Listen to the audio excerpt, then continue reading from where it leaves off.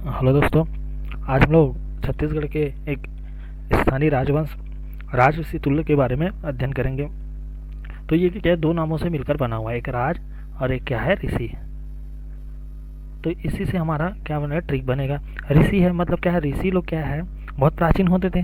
तो इसलिए हमको ये याद रखना है कि राजऋषि तुल्य जो वंश है वो क्या है, सबसे प्राचीन स्थानीय राजवंश है छत्तीसगढ़ का। अब ऋषि लोग क्या करते हैं, गुप्त रूप से जाके तप और तपस्या करते हैं। तो ऋषि से हमको क्या याद रखना है, गुप्त वंश हमको याद रखना है।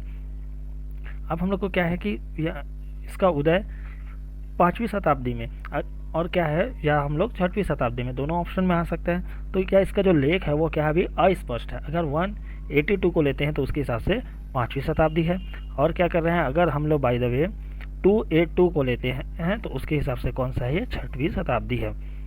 अब अगर मान के चलो क्वेश्चन ये आ गया कि राज चिन्ह क्या है, राजऋषि तुल्य वंश का राज चिन्ह क्या है, तो क्या यहाँ पे गज दिखाई दे रहा है, तो हम लोग को दिखा मतलब क्या, हाथियों का क्या है, जंगल में राज है, इस टाइप से हम लोग याद रख लेना है।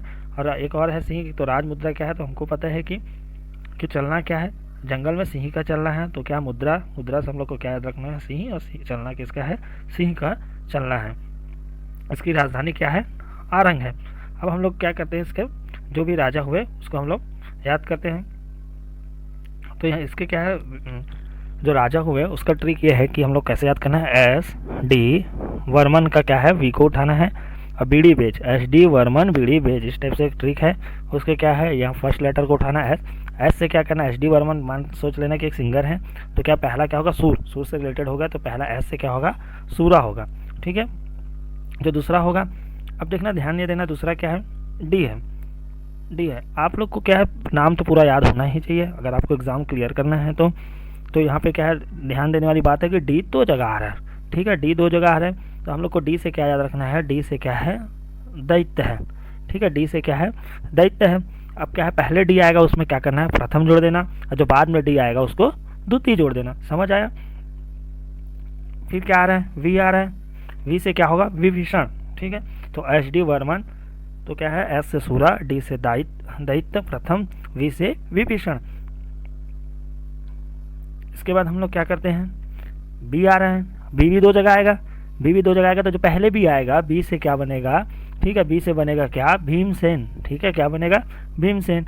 तो क्या होगा, अगर पहला है तो क्या हो जाएगा, वहाँ पे पहला है तो प्रथम, और दूसरा रहेगा तो द्वितीय। क्या होगा, देखो कोई भी ट्रिक बनता है तो हम लोग को क्या, कम से कम ऑप्शन में हमको ये पता रहना चाहिए कि राजऋषि तुल्य क्या, सूरा, दैत्य, विभीषण और भीमसेन, ये 4 नामों का जिक्र है, उसी में प्रथम और द्वितीय लगा हुआ है। ठीक है, तो अब हम लोग क्या करते हैं कि एक बार फिर से रिपीट करने की कोशिश करते हैं, S D Burman BD base. तो एस से क्या है, एस से हो जाएगा सूरा, डी से होगा दैत्य, तो क्या होगा, पहले आ रहा है तो प्रथम रहेगा। ठीक है, वी से क्या हो जाएगा, विभीषण। ठीक है, बी से 2 भी है लेकिन क्या होगा, पहले आएगा तो भीमसेन प्रथम। ठीक है, अब इसका क्या देखना है हम लोग को, ये भीमसेन, तो ये क्रम है, ये जो राजा लोग का नाम है उनको किससे पता चलता है, भीमसेन द्वितीय के जो ताम्रपत्र है ना, उससे पता चलता है, जो हमको कहाँ मिला है, आरंग में मिला है। ठीक है, 1-2 बार इसको पढ़ोगे तो अच्छे से याद हो जाएगा। फिर ट्रिक इसलिए बनाया जाता है कि कोई भी चीज़ ज़्यादा दिन तक याद रहे। अगर आपको एग्ज़ाम क्लियर करना है तो एटलीस्ट आपको ये नाम तो याद रखने पड़ेंगे, बस ट्रिक के माध्यम से आप क्या कर सकते हैं, इसके क्रमांक को सजा सकते हैं। कोई भी अगर ये 3 भी पता है, एस डी वर्मन भी पता है, तो ऑप्शन को देखने के बाद आप ये क्वेश्चन आप बिल्कुल ही सही करेंगे। अगर ट्रिक अच्छा लगा हो तो रिक्वेस्ट है कि आप इसको लाइक कर दीजिए। धन्यवाद।